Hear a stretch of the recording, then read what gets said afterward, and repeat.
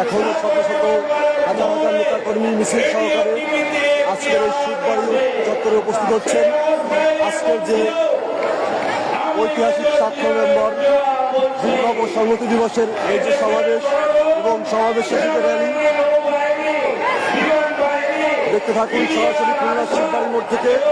সঙ্গে যুক্ত আছি আমি রাশেদ গাজী।